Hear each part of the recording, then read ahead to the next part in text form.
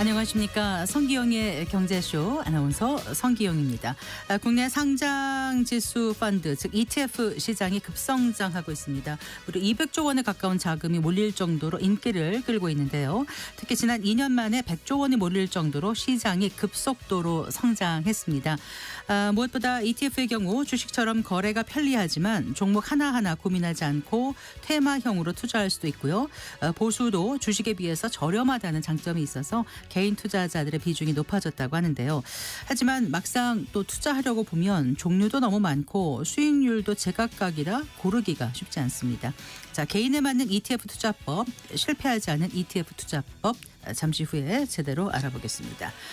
최근 세계 각국에서 미국의 관세 압력에 맞서서 기술 패권을 위한 데이터 보호 무역주의를 강화하고 있다고 합니다. 실제로 디지털 제품 여권 도입 등 여러 가지 방안이 현실화되고 있다고 하는데요.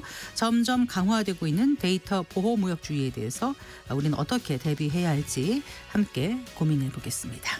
이 시간 유튜브로도 함께합니다.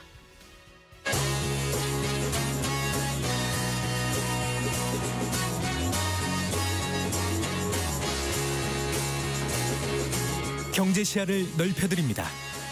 투자의 지름길을 안내합니다. 돈 되는 정보를 발견하는 시간. KBS 1라디오 경제쇼.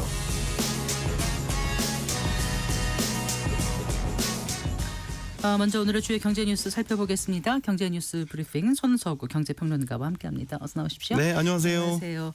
자, 어제 잠시 쉬어가던 증시가 오늘은 큰 폭으로 네. 올랐죠. 네, 그렇습니다. 오늘 코스피는요 1.25%가 상승했습니다. 32포인트가 올라서 상단을 2670선까지 올렸습니다. 네. 코스닥도 0.23% 1.68포인트 오르면서 728.79에서 거래를 마쳤습니다. 네. 오늘은 외국인과 기관이 동반 순매수 했습니다. 지수를 끌어올렸고 특히 기관이 7천억 원 이상 유가증권 시장에서 매수 우위를 보였습니다. 네. 오늘 상승의 이유를 따져보면 단적으로 보면 간밤 뉴욕 증시가 일제히 큰 폭으로 오른 영향을 받았습니다. 네. 지난 월요일에 이제 미장은 메모리얼 데이로 하루 휴장을 했었고 그 뒤에 이제 다시 열리는 거거든요.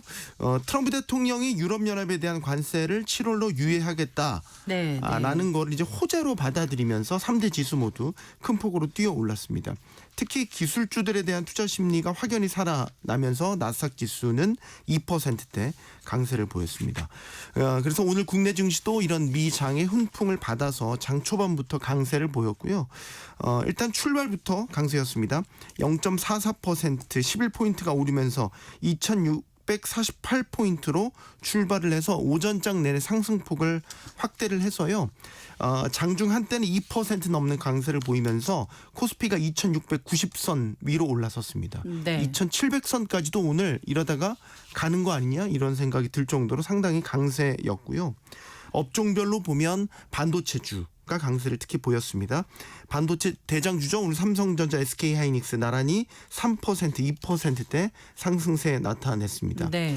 간밤 이제 미장에서 빅테크를 필두로 기술주들에 대한 투심이 일단 살아났고 더욱이 이제 빅 이벤트가 기다리고 있죠.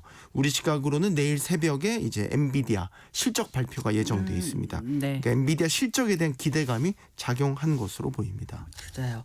자, 출생아 수가 계속 늘고 있다고요? 네. 오늘 통계청이 3월 인구 동향을 발표했는데요.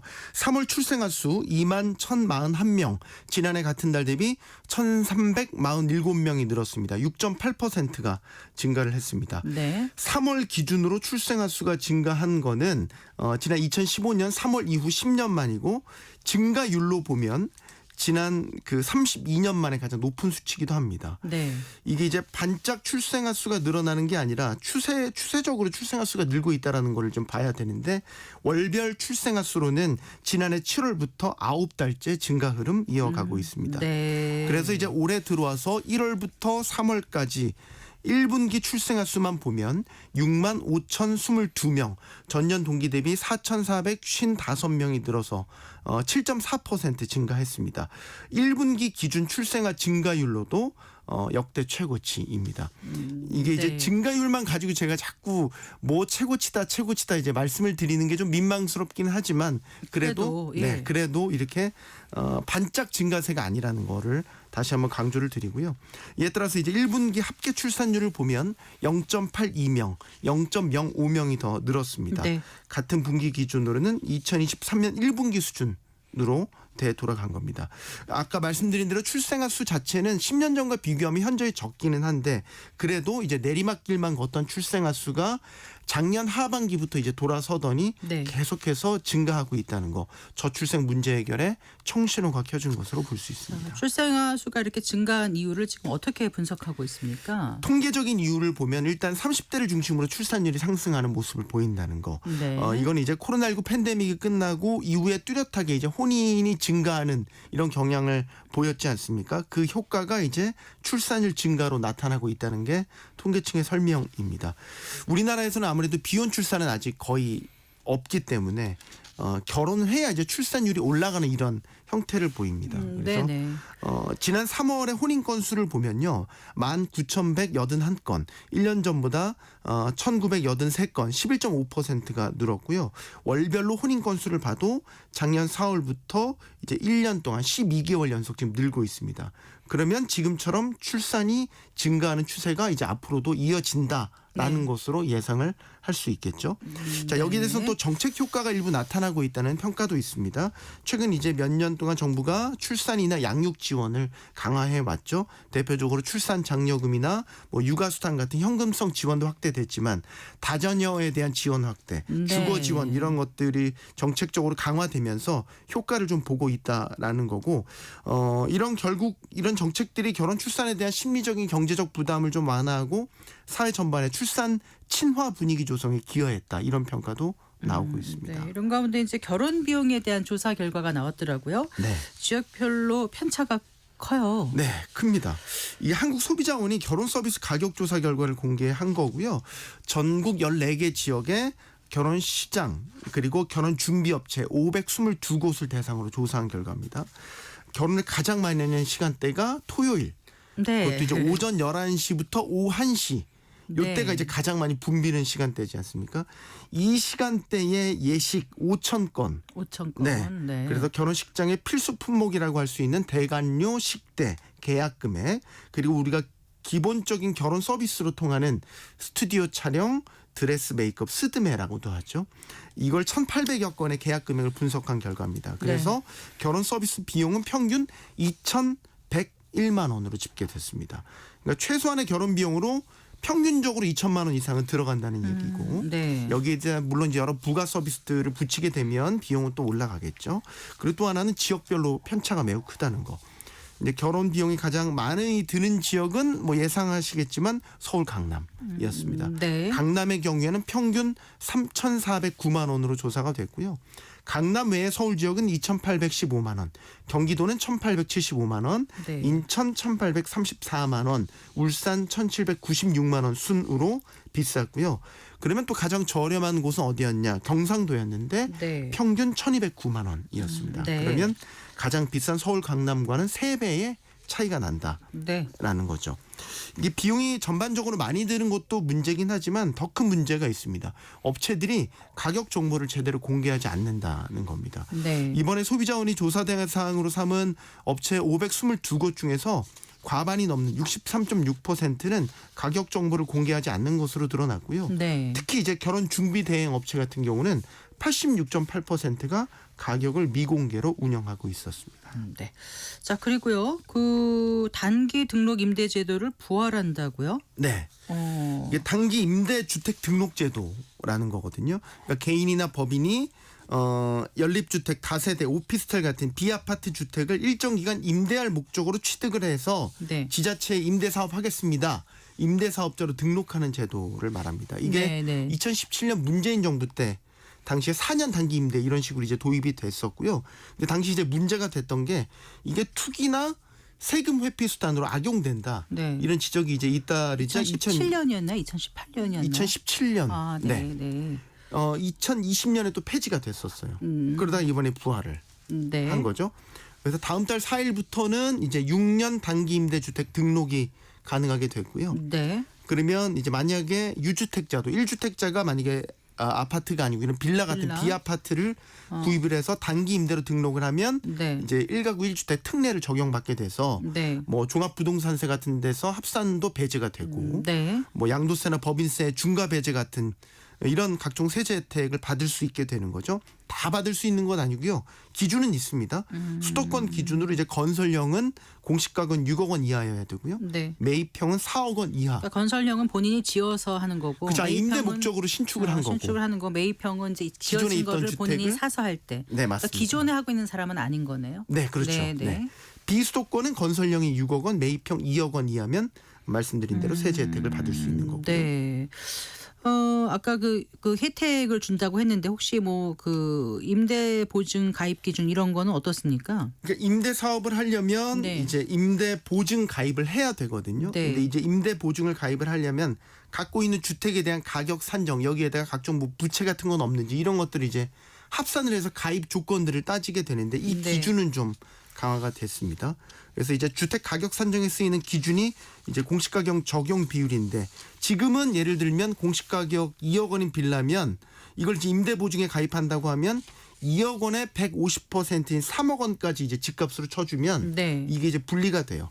9억 원 미만 공동주택은 145%, 네. 9억 원 이상 15억 원 미만은 130% 이렇게 적용 비율이 낮아지게 됩니다. 조정이 되는 거고요. 여기에 이제 부채 비율 90% 기준이 예. 적용이 됩니다. 예. 이건 이제 근저당 같은 여기 이제 그 집값에 일정 부분 그래서 부채가 있다든가 빚을 졌다라든가 그런 부분들을 이제 감안을 하는 건데. 네. 그럼 아까 공시가격 2억 원 빌라 예로 들면은 네.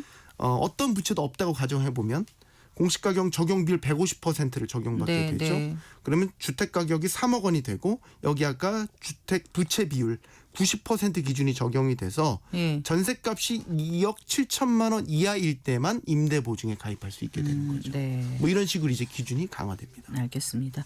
네, 잘 들었습니다. 고맙습니다. 감사합니다. 경제 뉴스 브리핑 손서구 경제평론가와 함께했습니다.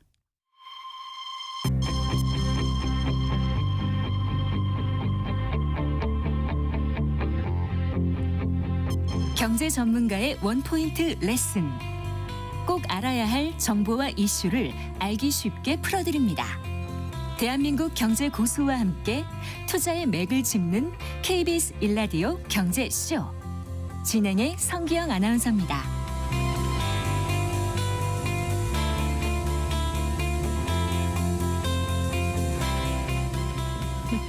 4시 18분입니다.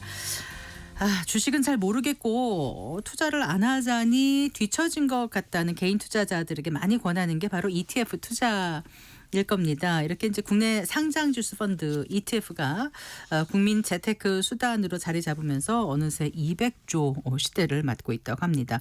하지만 이 ETF도 손실이 나는 상품 인 만큼 제대로 알고 투자해야 손해를 보지 않겠죠. 오늘 ETF 투자법 최고의 전문가 모시고 제대로 알아보겠습니다. 미래에셋 자산운용 디지털 플랫폼 본부의 이승원 본부장 스튜디오에 모셨습니다. 반갑습니다. 네, 안녕하세요. 네, 이승원입니다. 안녕하세요. 네. 200조 원에 육박한다면서요, ETF 시장이? 네, 오늘 아침에 또 이제 라디오 방송에 있어도 확인해 보니까 네. 오늘 어제까지 해서 197조에 네. 989개 이렇게 상장이 되어 있고요. 예. 상당히 많이 성장이 됐습니다. 이게 네. 22년 말만 하더라도 한 80조 원이었는데 지금 한 네. 2년 6개월 지났는데 한 2배 이상 성장이 됐고 뭐 네. 작년에만도 한 130개 가량이 상장이 됐기 때문에 네. ETF에 대한 투자 상품으로서 수단으로서 많이 이렇게 좀 나오고 있는 것 같습니다. 네. 발 빠르고 관심 있는 분들은 이제 네. ETF 가입해서 또 수익을 올리는 분들도 계실 테고 네네. 매일 들어도 잘 모르겠다 이런 분들도 계실 수도 예, 있지 예. 않습니까? 네네. 오늘 좀 확실하게 설명을 해주세요. 일단 ETF 하면 상장지수 펀드인데 뭐 줄임말인지 어떻게 하는 건지 기본적인 컨셉을 말씀해 주신다면요. 일단 네. 뭐 ETF라는 말은 이제 영어로 약자로 되어 있어서 네. Exchange Traded Fund라고 하는데 네. 쉽게 말씀드리면 옛날에 이제 펀드가 있었잖아요. 주식을 담는 펀드도 있고 채권을 담는 펀드도 있고. 근데 이거를 주식 이제 거래소 개장 시간 주식과 같이 네. 9시부터 3시 30분 정도까지 이제 장 마감이 되는데 그때 이렇게 뭉쳐져 있는 여러 가지 주식이 담겨져 있는 또는 채권도 마찬가지지만은 네. 이런 것들을 그 개장 시간에 맞춰서 실시간으로 거래할 수 있는 그러니까 주식과 펀드를 합쳐 놓은 것이 ETF다. 이렇게 좀 생각을 하시면 될 것 같아요. 네. 근데 기본적으로는 이제 주식은 한 종목 한 종목 투자를 하시는 건데 ETF라고 하는 거는 기본적으로 10종목은 있어야 됩니다. 네. 뭐 이렇게 2개 합쳐놓고 3개 합쳐놓고 할 수는 없고 네. 저희가 뭐 탑3 뭐 이런 얘기를 하더라도 기본적으로 기초 자산 자체가 네. 10개 정도 돼야 된다. 결과적으로는 근데 이제 ETF라고 하는 게 기초 지수를 만들어 놓는 거예요. 네. 예를 들면 쉽게 뭐 조선 탑 10, 뭐 네. 이렇게 또는 조선 탑 3 이렇게 네. 만들어 놓은 거는 조선과 관련된 뭐 국내 주식의 뭐 이제 큰 탑 3 플러스 뭐를 이렇게 만들어 온다는 어떤 지수를 만들어 놓고 네, 지수 추종하는 거죠. 예, 네. 여기에 맞는 주식들을 담아 놓고 요거를 개장 시간에 맞춰 이제 그 시장이 열려 있는 시간에 맞춰서 주식처럼 쉽게 거래할 수 있는 금융투자 상품이다. 이게 ETF다. 이렇게 보시면 될 것 같습니다. 아무래도 좀 쉽게 투자할 수 있을 것 같다는 생각, 거래 네네. 편리성도 있고요. 네. 지금 아까 우리나라에 몇 개가 지금 ETF가 상장돼 있다고 그러셨죠? 989개입니다. 어제까지 989, 거의 1000개 가깝네요. 1000개 가깝죠. 사실은 이제 우리나라 시장 자체가 상당히 많이 커지기도 했고요. 네. 이제 미국 시장은 사실 금융으로 따지면 더 큰 시장인데 거기에는 이제 4000개 정도가 상장이 되어 있고요. 그렇군요. 네. 저희도 이게 계속적으로 이제 많은 분들이 투자자분들께서 좀 이제 쉽게 접근을 하시다 보니까 네. 처음에는 ETF가 뭐지라고만 생각하셨을 때가 불과 몇 년 안 됐던 것 같아요. 맞아요. 근데 이제 네. 요즘은 퇴직연금이라든가 연금 시장 뭐 또 개인적으로 투자하실 때 네. ETF를 많이 하십니다. 왜냐하면 사실 주식 그러면 옆 사람이 사서 이렇게 따라 살 때도 있고 조선이 좋다는데 또는 뭐 AI가 요즘 좋다는데 근데 무슨 주식인지는 모르시지만 네. 사실 그런 감은 있으시잖아요. 아 진짜 뭐 예전에 저희가 뭐 핸드폰이 나왔을 때 텔레비전이 나왔을 때처럼 앞으로 AI 세상인데 이쪽으로 투자를 해서 한 10년 정도를 투자를 할 수 있겠다. 이런 감들은 사실 혁신, 투자자분들은 성장주 뭐 이런 거 흐름 있지 않습니까? 맞습니다. 네. 근데 이제 어느 주식인지를 이제 가끔 선택하시지 못할 때가 있죠. 네, 그리고 네. 너무 또 한 종목에 하시다 보면은 사실 리스크도 있고 그리고 그 주식이 맞다면 괜찮지만 네. 틀릴 수도 있고 그래서 이런 네. 것들을 조금 분산도 되고 그리고 네. 기준 아까 제가 그 기초지수라고 말씀드렸는데 네. 그게 조금 타이트하게 정해져 있어요. 네, 타이트하게 정해져 있다는 건 뭐 매출도 얼마 이상이고 시가총액도 얼마 이상이고 네. 뭐 이익도 얼마가 나야 되고 그런 거 10개를 묶어 놓자라고 했기 때문에 어느 정도는 필터링이 되어 있는 그러니까 제가 어느 트렌드는 쫓아가서 투자 여기 하고 싶은데 네. 주식은 잘 모르겠다라고 네. 하시면 사실 네. ETF를 통해서 쉽게 좀 투자할 수 있다. 이렇게 네. 좀 설명드릴 수 있을 것 같습니다. 그러니까 주식 단일 종목 같은 경우에 투자할 때 리스크가 클 수도 있지 않습니까? 그렇죠. 네, 그러니까 그런 리스크를 좀 줄일 수 있다는 장점이 있을 것 같고, 네네네. 예, 실시간 매매도 가능하고, 또 그렇습니다. 적은 돈으로도 좀 할 수 있을 수도 그럼요. 있고, 예, 통상 예. 상장될 때 이제 10,000원으로 상장. 여러 개 종목들을 묶어 놓더라도 네, 합쳐놔서 10,000원 정도의 가격으로 맞춰 놓기 때문에 작은 종목으로 투자를 생활화 조금 할 수 있으신 분들도 있어요. 요즘 그렇게 많이 얘기하시는데 뭐 담배 술 값으로 좀 뭐 매일 아껴서, 네. 아껴서 뭐 네. 10,000원, 20,000원 매일매일 좀 투자해 보면 커피 한 잔 안 마시고 넣는다, 뭐 이런 그런 분들도 것들도 계시더라고요. 좀 많이 있는 것 네, 같습니다. 그러니까 주식을 하지 않았던 사람도 투자에 성공할 수 있는 확률을 높일 수 있는 유일한 방법이다 이런 얘기까지도 하더라고요. 네, 뭐 유일함이라고 하기에 저는 그러니까 뭐 워낙 ETF 주식이라는 게 종사자지만 어려우니까 맞습니다. 네. 그렇게들 얘기하는 것 같아요. 사실 이제 미국 주식을 직접 하시는 분도 있지만 네. 어떤 미국 뭐 S&P 500, 뭐 나스닥 100 이렇게 좀 투자할 수 있기 때문에 좋은 투자 수단 방법이라고 좀 설명드릴 네. 수 있을 것 같습니다. 예. 요즘 보니까 이제 근데 아까 900 몇 개라고 하셨잖아요. 그렇게 많으니 우리나라에 예, 그 중에서 뭘 들어가야 될지도 이제 고민될 거 네네네네. 아닙니까? 그래서 이제 어떤 트렌드가 있으면 네. 그 섹터를 좀 모아놓은 그런 거를 이제 테마형 ETF라고. 테마형이라고 하죠. 예, 예, 그게 좀 테마형 관심이 ETF. 많은 것 같더라고요. 아무래도 요즘 이제 세상이 좀 빨리 변하죠. 예전보다는 빨리 변한다는 건 이제 모든 투자자분들 다 알고 계신 거기 때문에 그 아까 설명을 좀 드린 것 같아요. 어떤 사실 테마 주식은 아니잖아요. 이게 테마형이라고 하는 것들이 아까 네. 말씀드린 어떤 형태의 기초 지수를 어떤 주제로 묶어놓은 거죠. 그 묶어놓은 걸 투자하는 것이기 때문에 네. 사실 테마형 ETF 같은 경우는 내가 어느 테마에 어느 분야에 어느 현재 트렌드에 맞는 거에 투자할 수 있는다 하면 결정이 된다면 그런 쪽의 주식들을 묶어 놓을 수가 있기 때문에 아무래도 그런 것들이 많습니다. 그래서 요즘은 뭐 AI라든가 또는 네. 이제 국내 증시에서는 최근에 또 뭐 트럼프 이후에 여러 가지 이슈가 있지만 한국 조선이 좋다 그래서 조선이라든가 또는 또 조선 중에서도 예전에 이렇게 좀 묶어놨었잖아요. 근데 이제 또 그런 것들을 조금 더 투자자분들이 좋아하는 쪽으로 사실 저희들도 고민을 많이 합니다. ETF를 만들 때 네. 이런 주식들에 대해서 관심이 많으시구나 해서 저희가 사실 그런 것들을 정확한 기준에 의해서 좀 묶어놓은 게 ETF다 이렇게 보시면 되고요. 네. 저희들은 계속 그렇게 혁신 성장과 관련된 테마가 계속 나오고 있습니다. 얼마에 한번 이거 하나를 만들려면 얼마나 걸려요? 보통 이제 고민은 많이 하죠. 그래서 네. 이제 후행적인 부분들도 있어요. 왜냐하면 네. AI라는 말은 사실 이제 작년 그 전에부터 나왔는데 요즘 이제 AI 관련된 ETF가 많이 나오잖아요. 그런 사실 시간적인 렉이 좀 걸릴 수는 있어요. 왜냐하면 저희가 AI라는 테마를 가지고 얼마의 또 어떤 주식으로 얼마의 비중으로 요 지수를 만들어 놓고 상품을 만들자라는 고민이 되기 때문에 네. 통상적으로 상품을 만들겠다 결정하고 네. 이제 거래소까지 또 상장을 시켜야 되는 거기 때문에 네. 뭐 3개월에서 6개월 그 상장은 정도. 일반 주식 단일 종목 상장하는 것보다 훨씬 수월한 거죠? 아닌가요? 잘 몰라서. 그렇죠. 뭐 결과적으로 거래소에서 상장시키는 네. 거야 거래소의 이제 업무이시기 네. 때문에 네. 그건 한데 아무래도 이제 회사 하나 상장하는 절차보다는 네. 저희 이제 펀드라고 하는 기본적인 전체적인 프로세스가 있기 때문에 네. 상장하는 거 자체는 네. 기준 자체는 좀 다르고 예. 좀 용이할 수 있다 이렇게 말씀드릴 수 있을 것 같습니다. 요즘은 그리고 일반적으로 지수 ETF라고 하잖아요. 네네네. 특히 이제 미국 대표 지수 추종 ETF들에도 관심 갖는 분들이 많던데 네. 실제로도 많이 가입하십니까? 어떻습니까? 실제로 가입이 가장 많으세요. 가장 많아요? 가장 아. 많습니다. 사실 24년 뭐 얼마 전에 언론 기사에서도 나왔지만 퇴직연금 계좌 5대 증권사에서 가장 매수를 많이 한 것은 S&P 500이랑 나스닥 100이었습니다. 맞아요, 맞아요. 이게 뭐 1년 기준으로 그 증권사들이 발표한 자료에 따르면 평균 한 뭐 10%? 10%가 좀 넘는 넘었나요? 것 같아요. 예, 넘는 것 같고 네. 뭐 저희 회사 상품만 하더라도 저희 회사 상품만 봤으니까 그랬을 때는 두 S&P 500이나 나스닥 100만 하더라도 저희 네. 그 2조가 넘었습니다. 그래요. 퇴직연금에서 가입하신 것만 하더라도 네. 워런 버핏 때문이신 것 같아요. 사실 제 생각은 이제 뭐 제가 예전에도 왜 ETF를 투자하냐 네. 워런 버핏의 어떤 그 유언 중에 하나가 뭐 이제 나중에 이제 유언이 아니고 조언이겠죠. 유언 중에 하나가 있었습니다. 아니 워렌 버핏은 아직 생존. 만약에 내가 죽는다면 이런 유언 아주 실제 네. 뭐 그런 게 아니라 네. 그렇게 되면 이제 90%는 S&P 500에 투자하고 10%는 채권에 미국 국채에 투자하겠다 이렇게 얘기를 하겠다라고 뭐 말씀을 하셨는데 네. 이유인즉 사실 S&P 500 자체도 아까 얘기한 지수입니다. 네. 그래서 500이라는 게 그냥 미국에 내가 투자하고 그냥 계속 500 종목 제일 위에 거부터 이렇게 하나보다 하는데 네. 사실 그 S&P 500도 기준이 있어요.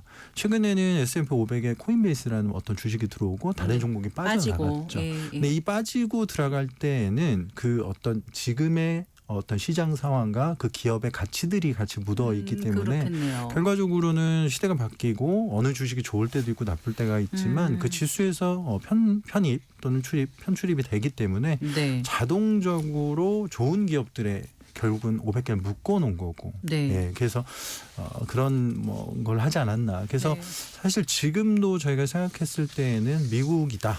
사람들이 관심도 많으시고 그 중에서도 가장 우려한 기업에 투자하겠다라고 하시면 S&P 500 그거보다 네. 조금 더 혁신적인 기술주에 투자하시겠다라고 했을 땐 나스닥 100 이렇게 네. 조금 구분해서 투자하시는 것 같습니다. 네. 타이거란 이름 들어보시는 분들 많을 거예요. 타이거요. 예, 네. 제가 앞에 타이거 들어간 게 수익률이 높지 않았습니까? 어땠나요? 그게 이제 회사입니다. 네. 제가 이제 사실 뭐 소속이 미래에셋에 있기 때문에 이제 타이거란 브랜드가 있는 거고, 네. 뭐 이제 다른 운용사들은 뭐 에이스, 뭐 이제 뭐 코덱스, 기타 네. 등등. 그건 이제 회사의 브랜드인 거고요. 네. 이제 저희 쪽에서는 이제 혁신 성장과 관련된 것들을 조금 더 많이 좀 냈었기 때문에 네. 아마 그런 말씀 주신 것 예. 같습니다. 그 월급처럼 배당을 받는 월 배당 ETF도 있죠. 예, 요즘 네. 월 분배. 사실 정확한 표현은 이제 주식은 배당이고 네. ETF는 분배라고 분배. 표현을 하는 건데 네. 사실 같은 말이죠. 같은 그렇죠. 말인데 최근에는 이제 원래대로는 저희가 이제 분기마다 분배를 했었던 거를 네. 매월 몇 프로씩 이제 분배를 하겠다. 그러니까 배당을 드리겠다라고 하는 월분배 상품이고요. 아무래도 이제 요즘 왜 이게 인기가 많았냐라는 생각을 생각을 하면 네.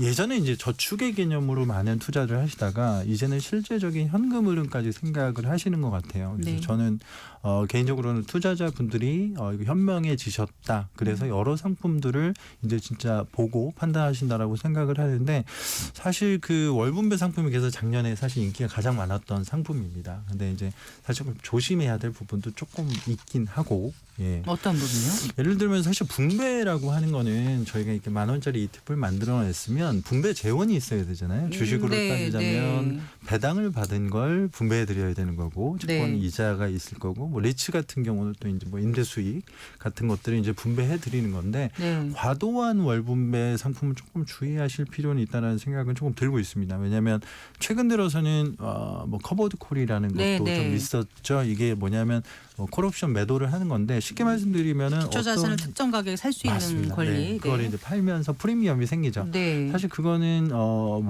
길게 보면은 미래에 이 지수가 이만큼 오를 것이다라는 어떤 기대 가치를 지금 좀 프리미엄을 받고 파는 네. 것인데 제가 국내 증시가 지금 뭐 좋아지고 어느 정도 있습니다만은 과도한 부분들 예를 들어 월 15 이제 연 15%를 배당하겠다라는 말을 거꾸로 얘기하면 네.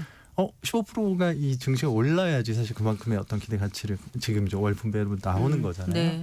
그래서 이제 그런 재원들을 좀 확인하실 필요는 있다라는 생각이 들고요. 네. 결과적으로 15%를 약속하고 월 15%를 이렇게 이제 나눠서 분배를 드릴 때 증시가 빠진다거나 또는 이제 기초자산이죠. 그러니까 네. 10,000원이 5,000원이 됐을 때 15%는 또 다른 얘기잖아요. 네. 10,000원이었을 때 15%와.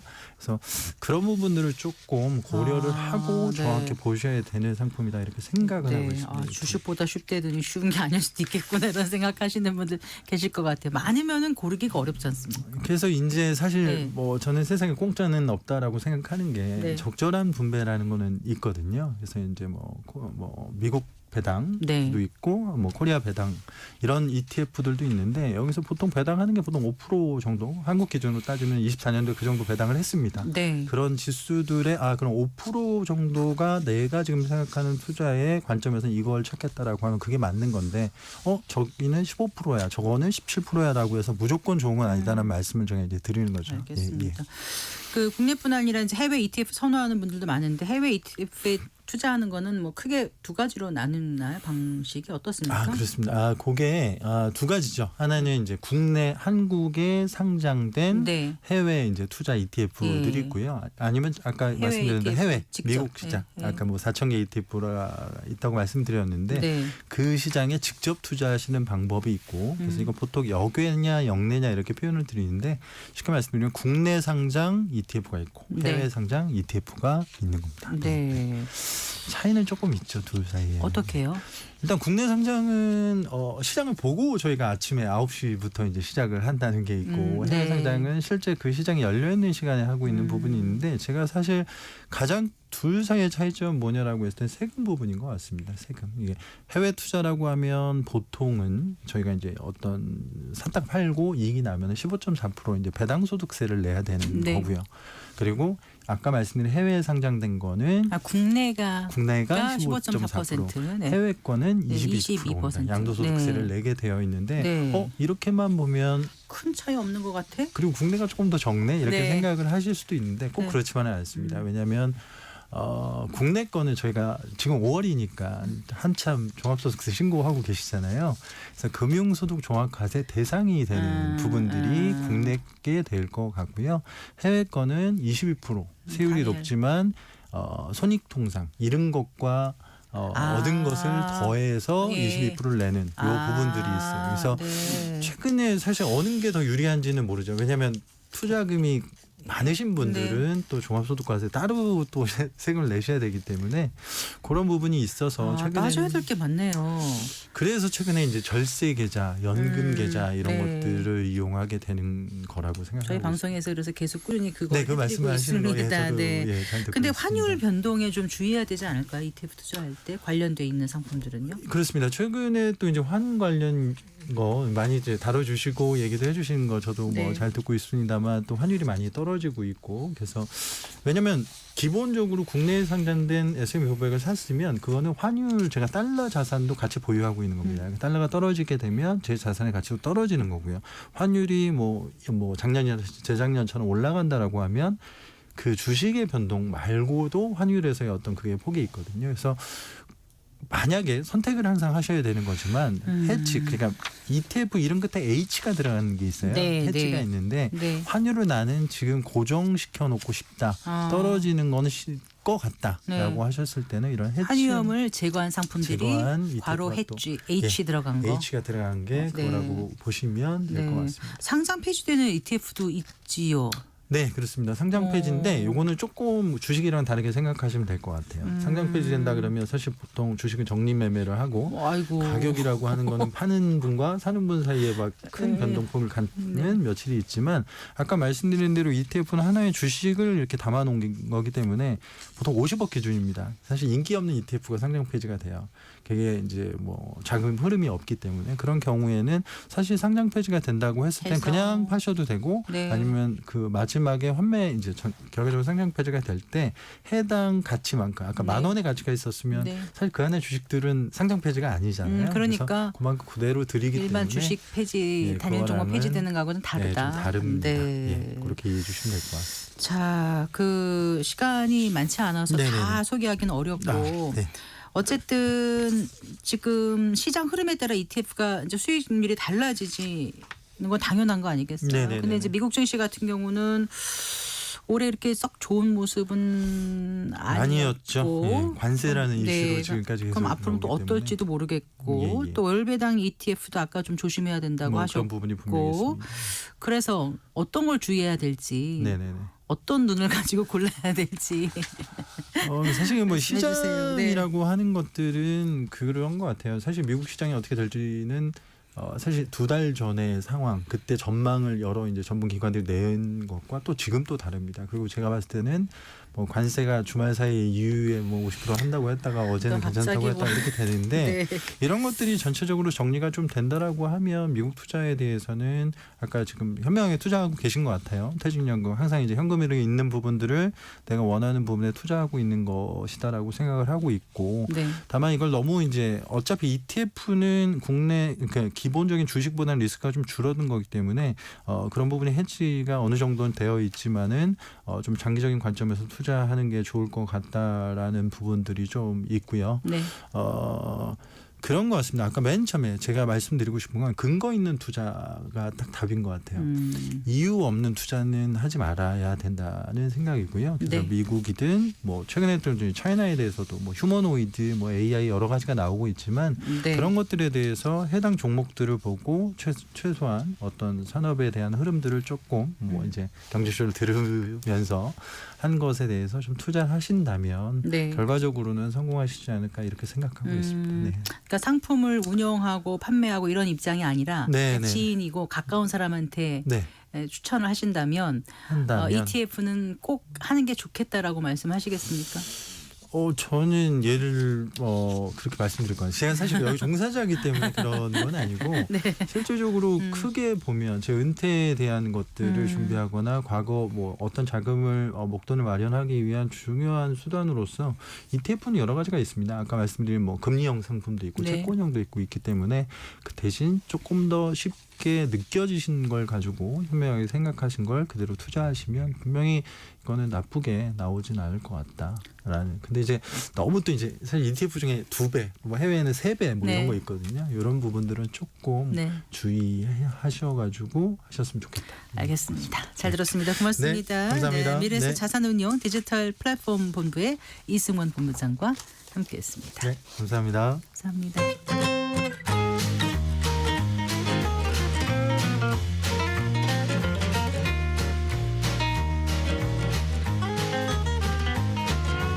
경제 맛집 투자 핫플. 지금은 돈 벌기 딱 좋은 시간. KBS 1라디오 경제쇼. 디지털 기술의 혁신으로 새롭게 창출되는 상품과 서비스가 우리 경제 그리고 일상에 미치는 영향에 대해서 알아보는 순서입니다. 디지털 이코노미 오늘도 한국개발연구원 김동영 박사와 함께하겠습니다. 어서 나오십시오. 안녕하세요. 안녕하세요. 자, 오늘 어떤 얘기해 주시겠다고요? 네, 제가 지난 4월에는 이제 독일 하노버 산업박람회 다녀왔고 네. 지난 5월에는 중국 로보택시를 직접 경험을 하면서 바쁘십니다. 한국의 산업 경쟁력은 이 디지털 시대 어디에서 나오는가에 대해서 자꾸 생각을 하게 되는데요. 네. 물론 이제 저희 집에서는 나라 걱정 그만하고 집 걱정 좀 해라 그러기도 하지만 걱정이 많이 됩니다. 더 넓게 보는 전문가 분들이 많으실 터라 좀 조심스럽긴 하지만 이 꼬리에 꼬리를 물고 생각을 하다 보면 결국 한국의 경쟁력은 제조업에서 나와야 된다라는 결론에 이르게 됩니다. 네.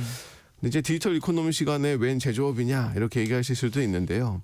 오늘날의 제조업 경쟁력은 그 얼마만큼 제조 노하우를 데이터 형태로 만들어서 저장하고 공유할 수 있는가의 그 핵심이 있습니다. 네. 지난 4월 방송에서 제가 가이아엑스로 대표되는 이후의 제조 예. 데이터 생태계에 대해서도 소개를 했었는데요. 예. 오늘은 이 제조 데이터가 유출될 위기에 놓여 있는 현 상황의 문제들을 한번 짚어보고요. 네. 디지털 시대의 제조 경쟁력을 유지하기 위해서는 어떤 노력이 필요할지도 한번 이야기를 해보도록 하겠습니다. 이전에도 한번 설명을 해주셨던 기억이 납니다. 그 제조 데이터가 어떻게 유출될 수 있는지 다시 한번 좀 말씀해 주신다면은요. 예, 이게 좀 설명해야 될 요소들이 좀 있는데요. 네. 네, 하나씩 좀 풀어보겠습니다. 네. 지난 4월에 독일 하노버 산업박람회에 가서 EU 데이터 생태계가 상당 부분 완성되어가는 모습을 보면서 네. 이제 놀란 마음에 좀 급하게 소개를 드렸던 기억이 있습니다. 간단하게 다시 설명을 드리면 이렇게 표현할 수 있습니다. 미국은 관세를 이용하고 EU는 데이터를 이용해서 무역 장벽을 쌓고 있다라는 점입니다. 네. 이 EU는 순환 경제 전략이라는 걸 펼치면서 지속 가능한 제품 설계를 강화하고 폐기물 감축하는 걸 목표로 삼고 있습니다. 네. 2022년 3월에는 지속 가능한 제품을 위한 에코 디자인 규정을 발표했는데 여기에 디지털 제품 여권이라는 계획이 포함되어 있습니다. 디지털 제품 여권, 디지털 프로덕트 패스포드, 그렇죠. DPP. DPP라고 네. 이제 얘기를 하겠습니다. 이 국경을 넘을 때 각국 정부가 발행한 여권이 사람에 대한 신원을 보장하듯이 디지털 제품이 수출될 때마다 해당 제품을 보증할 수 있는 여권 제도를 시행하겠다는 겁니다. 이 계획에 의해서 앞으로 EU 시장에서 유통되는 모든 물리적 제품에 대해서는 이 DPP 발행이 의무화가 됩니다. 네. 그럼 어떤 정보들이 이 디지털 제품 여권에 포함되나요? 일단 여권이라는 이름을 가지고 있으니까 네. 식별할 수 있는 정보가 부여가 되고요. 이제 QR 코드 하나가 제품에 붙어야 되는데 그 QR 코드에는 원자재 조달, 네. 제조 공정, 유통, 사용, 폐기에 이르는 제품 수명 전반의 정보가 모두 담겨야 되고요. 네. 내구성이나 수리 가능성, 재활용 비율, 탄소 발자국 등의 정보들도 다 들어가야 됩니다. 그렇군요. 이런 정보가 있어야만 유럽은 우리 지역 내에서 유통되는 제품들을 재활용할 수 있음을 정할 수 있다라는 취지인 겁니다. 네. 수명이 다했더라도 부품에 대한 정보가 있다면 어떤 부품은 뜯어서 다른 제품의 부품을 사용하거나 아니면 분해해서 나온 소재는 또 다른 부품 제작에 활용하거나 뭐 네. 녹여서 쓰거나 이런 것들을 결정을 하겠다는 거죠. 네. 2026년부터 배터리, 섬유, 철강 제품에 먼저 DPP가 부여가 되고요. 순차적으로 모든 제품에 이 의무가 부여될 예정입니다. 자, 그러면 이 DPP가 도입이 되면 우리나라 기업들은 어떤 숙제를 안게 될까요? 네, 당장 이제 기술적인 문제에 직면을 하게 되는데요. EU라는 큰 시장에 진출하기 위해서는 반드시 제품별 DPP를 발행을 해야 되는 거죠. 근데 그 데이터 요구 수준이 방금 쭉 언급한 것만 들어봐도 예. 그냥 우리가 이런 게 있어라는 걸 알리는 수준으로는 부족합니다. 그러니까요. 뭐 함유 물질 정보, 재생 원료 사용 비율 등 제품에 대한 모든 데이터를 측정하고 기록해서 시스템에 등록을 해야 되는데 개별 기업들이 할 수 있을까요? 특히 작은 기업들이요. 그러니까요. 이렇게 엄청난 비용과 인력이 드는 일이다 보니까 네. 게다가 우리 중소기업들의 영세성까지 고려를 한다면 그러니까요. 사실상 이 DPP에 관한 시스템 접근이 불가능해서 유럽 시장에 진출하지 못하는 일들도 발생할 수가 있는 겁니다. 네, 그래요. 그런데 이제 이게 DPP를 갖춰서 한다 하더라도 그 안에 모든 게 담겨 있으면 그렇죠. 제조 노하우랄까 이런 것도 같이 나가는 거 아니에요? 맞습니다. 이제 설명하고 싶은 분이 딱 그 측면인데요. 이 DPP 제도의 핵심은 분명 순환 경제를 구현하는 겁니다. 네. 이를 위해서 제품 정보를 투명하게 공유하자는 게 제도의 핵심인데 문제는 그 범위가 제조 노하우나 공급망과 같은 기밀 정보와 맞닿아 있다는 점입니다. 네. DPP에 담기는 이 데이터 범주가 공급망의 구조, 원자재 출처, 제조 과정, 사용된 소재 등이다 보니까 네. 제품을 만들 때 어떤 재료를 어디서 조달했고 어떤 공정을 거쳤는지가 데이터 형태로 다 넘어가게 되는 겁니다. EU 정부와 경쟁사는 제품과 관련한 상당한 노하우를 아주 쉽고 간단하게 확인할 수가 있게 되는 거죠. 네. 공급망의 노출은 유럽 경쟁사들이 한국 기업의 원가 구조나 핵심 공급원을 역추적할 단서로 충분히 활용이 가능해집니다. 네. 더 나아가서 경쟁 기업은 동일한 공급망에 접근하거나 한국 기업의 제조 공정을 모방하는 노하우 침해로 이어질 수가 있는 일이어서 이 디지털 순환 경제의 구축이 환경 문제로만 인식할 수 있는 상황이 아닙니다. 어떤 제품은 공급망이나 재료 노출 자체가 노하우 침해인 경우도 있습니다. 네. 첨단 소재 배합 비율이나 네. 제조 공정의 핵심 경쟁 우위가 있는 경우에는 공급망이나 소재 관련 정보만 알려주더라도 이 비밀 정보인 거죠. 그래서 이 요즘에 이 유럽의 DPP 제도를 환경을 가장한 정보 요구다라고 보는 그러니까 시각들도 명분은 존재를 합니다. 환경인데 사실상 정보를 얻겠다라는 그렇죠. 속내가 있는 게 아닌가. 그렇죠. 이런 그렇죠. 맞습니다. 뭐 당연히 생각할 만한 의혹이죠. 네, 사실 굉장히 스마트한 겁니다. 그래요. 어쨌든 지금 아까 미국은 관세를 이용해서 EU는 데이터를 이용해서 무역 장벽을 쌓겠다고 네. 하는 건데 왜 이렇게 데이터 하는 거죠, 유럽은요? 이게 이제 유럽의 산업 정책을 이해를 해야 되는데요. 이 세계 각국이 다시 제조업의 회귀를 지금 외치고 있습니다. 네. 제조업에서의 생산성이라던가 혁신이 중요하다라는 걸 인식을 다시 한 거죠. 네. 미국도 리쇼어링 제품 정책을 통해서 해외로 나간 기업들 다시 불러들이고 이 관세도 그거잖아요. 미국 내 공장을 짓도록 유도하는 수단인 겁니다. 모두 제조업 경쟁력을 높이려는 노력들인데 사실 유럽은 일찌감치 자신들의 제조 경쟁력을 데이터로 높여야겠다는 생각을 했습니다. 네. 우리가 4차 산업혁명으로 번역하는 이 인더스트리 4.0 전략이 바로 제조업의 경쟁력 향상 정책입니다. 네. 유럽은 고민이 많았는데요. 방대한 내수 시장을 가지고 오랜 기간 세계의 공장 역할을 하던 중국하고 고부가가치 무형산업 중심의 전략을 펼치던 미국 사이에 끼어서 오랜 기간 고전을 면치를 못했습니다. 네. 중국만큼 싸게 만들 능력은 없는데 또 미국만큼 많이 남기는 산업으로 전환하기도 어려웠던 거죠. 예. 뭐 주어만 바꾸면 거의 한국입니다. 그렇게 생각해낸 개념이 제조의 서비스화라는 개념입니다. 네, 네. 이제 우리가 흔히 얘기하는 디지털 트윈 혹은 유럽에서는 가상 물리 시스템이라고 합니다. CPS라고 하는데요. 몇 번 말씀해 주셨죠. 예, 여러 번 얘기했습니다. 이 오프라인과 온라인을 결합을 해서 네. 이 온라인의 완벽한 쌍둥이 세상을 만들어서 시뮬레이션을 해서 네. 여러 시행착오나 비용을 낮추겠다라는 겁니다. 네. 이렇게 되면 이제 제조 경쟁력, 제조 비용을 획기적으로 낮출 수가 있는 거죠. 네. 그런데 이 디지털 트윈이나 CPS를 제조 경쟁력 핵심 수단으로 CPS 생각하다 가상 물리 보니까 시스템. 예. 네. 데이터가 엄청나게 중요해진 겁니다. 현실의 모든 특성이 반영된 데이터가 있어야만 가상 세계로 옮길 수가 있기 때문이죠. 네. 그래서 처음에는 스마트 공장 구축에 집중했습니다. 전통적인 공장에 센서를 달고 5G 환경을 구축하고 클라우드와 연결하는 작업들을 수행을 한 거죠. 네, 네. 생산 과정이 데이터 형태로 전환이 되어야만 이런 것들을 할 수 있으니까요. 게다가 한 기업만 스마트 공장으로 전환되는 건 의미가 없기 때문에 이 공정과 관련된 모든 공급사가 스마트 공장으로 전환하는 전략들을 그동안 추진을 해왔습니다. 네. 그런데 이렇게 데이터가 축적이 되더라도 혼자만 갖고 있으면 이게 큰 의미가 없을 수 있지 않습니까? 그렇죠. 이게 이제 요즘 시대의 이야기입니다. 딱 요즘에 시사점에 있는 이야기들인데요. 방금 말씀해주신 부분이 구슬이 서말이어도 사실 꿰어야 봄에이듯이 보베이듯이. 예, 보베이듯이 네. 아무리 데이터가 많아도 혼자만 가지고 있는 건 아무런 도움이 되지 않습니다. 네. 제품의 생산이라는 과정이 여러 기업들의 참여로 완성되기 때문에 네. 많은 데이터들이 결합이 돼야 되는데요. 사실 기업들은 서로 데이터를 교환하려고 하지 않습니다. 교환하면 분명 이득이 크다는 건 알지만 데이터에는 자신들의 많은 노하우가 반영되어 있기 때문에 네. 자칫하면 평생 쌓아온 노하우가 유출될 수 있다고 생각을 드는 거죠. 네. 유럽도 이런 문제가 있어서 일전에 소개해드린 가이아엑스 생태계가 형성이 된 겁니다. 네. 서로 신뢰할 수 있는 거래 규칙을 정하고 규칙을 준수하는 주체들 간에만 데이터 공유와 거래가 이루어질 수 있도록 만든 거죠. 과연 이러한 이상적인 체계가 실제 작동할까 우려했지만 이제는 많은 산업군에서 성과가 나기 시작을 했습니다. 네. 뭐 일단 가장 큰 성과는 유럽의 제조 강점이 있는 자동차 분야에서 활발하게 나타나고 있고요. 우리 기업의 데이터만 있을 때는 할 수 없었던 다양한 시도가 이 다른 신뢰할 수 있는 기업들의 데이터가 결합되면서 가능해지고 있습니다. 네. 실제로 불량이 발생했을 때 여러 기업의 데이터를 기반으로 빠르게 역추적할 수 있다 보니까 네. 혼자만으로는 불가능한 어떤 문제를 인식한다거나 소재의 조합을 찾는다거나 하는 시도들이 굉장히 빠르게 이루어지고 있습니다. 네. 이런 생태계가 이제 우리 한국도 당연히 필요하잖아요. 그렇죠. 한국의 제조 경쟁력하고는 어떤 관계가 있는지 조금 더 보완 설명해 주시겠어요? 예, 제가 지난번에 이제 생태계의 필요성 정도 말씀을 드리고 마쳤었는데요. 네네. 오늘은 생태계가 왜 중요한가에 대해서 조금 더 말씀을 드리고 싶습니다.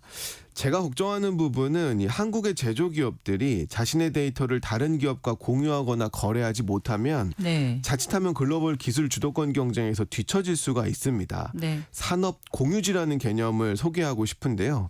산업 공유지는 기술 노하우, 경영 능력, 전문 인력, 경쟁사, 공급사, 고객사, 연구 개발, 벤처, 대학 등이 한 지역에 몰려 있는 공간이나 국가를 의미합니다. 네. 일반적으로 산업 공유지는 지리적인 제약에서 자유롭기가 어렵습니다.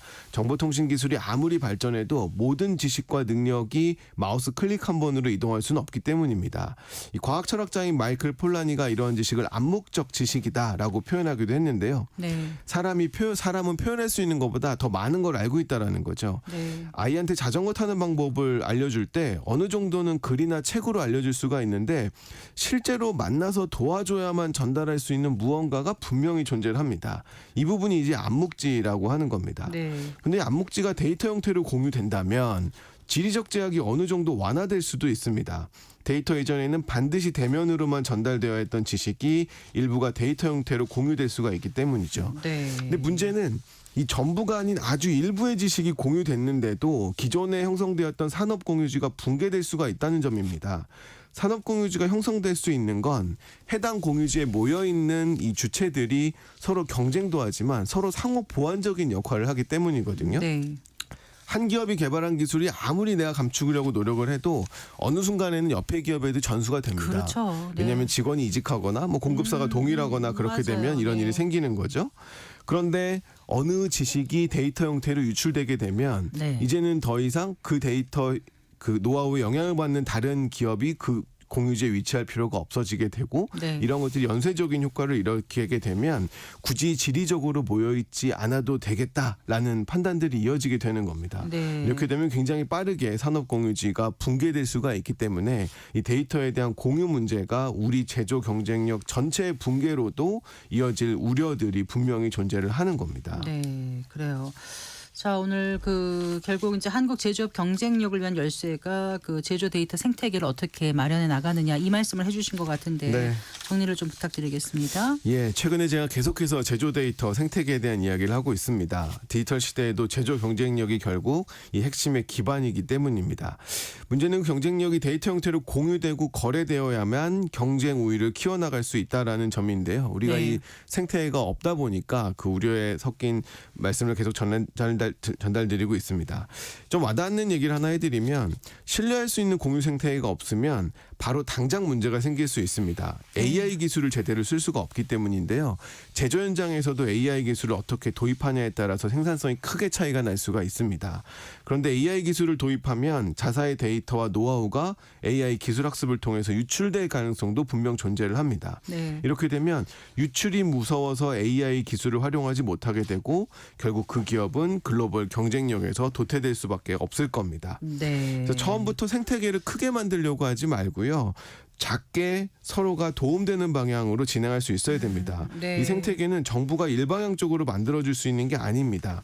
신뢰할 수 있는 기업 간에라도 데이터를 통해서 상호 이익을 경험할 수 있는 작은 생태계가 필요합니다. 네. 다행히 우리나라는 많은 영역에서 아직 제조 경쟁력을 유지하고 있습니다.